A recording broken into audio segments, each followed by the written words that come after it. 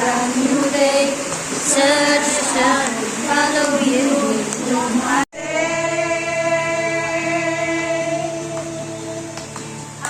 I will lift your name on high. I'll forever worship you. I will serve you. Wonders He made me see.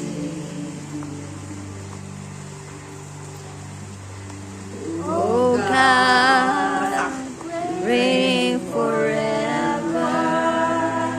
Oh Lord, show me now.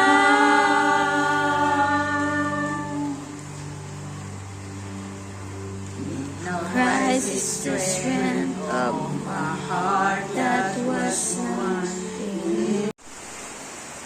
Na walang may suot at walang pagkain sa maghapon, at ang isa sa inyo ang nagsasabi sa kanila ang mga pangangailangan ng katawan. Kalbo na siya, tapos itim na yung face niya, yung side effect ng chemo. Tapos parang wala siyang ganang makapag-usap muna sa akin. Ngayaan ko lang, kinakausap ko si Chloe, Hirap tayo. Mahirap na ang buhay sa totoo lang. Pero mas matindi ngayon, di po ba? Yes. Ang hirap, ang mahal na mabilihin, sobra. Ito na nga, inflation, sobra. nag-message ako, di ko po ba yung cancer? And then, praise God, nagsagot si sister, no, na hindi po, tuloy tayo. Yung kape ko ay nilagay ko na lang sa rin. Mamaya ako napag-uwi, iulo na. Nag-inis uli ako.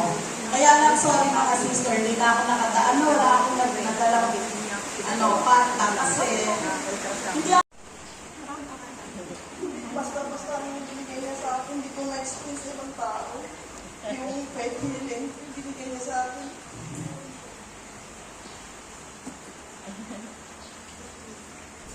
Yung healing, mapapagaling ko ang aking pamilya sa pamamagitan ng aking kamay. Yun lang yung binigay niya sa akin.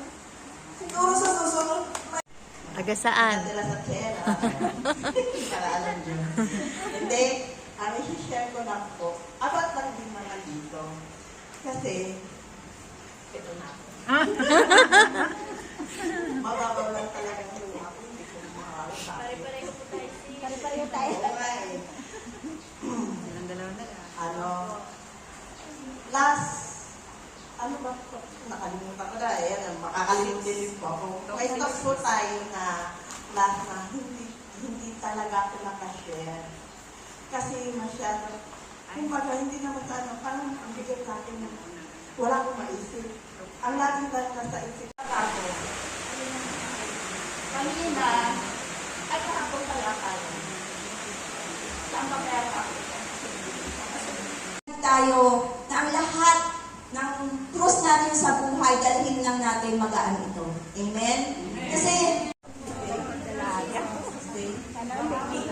Ang galing mo talaga mag-speech kanina.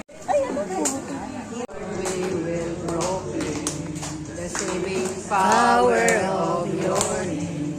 Salvation, vision has come. The fire of your spirit is a blaze. Show me.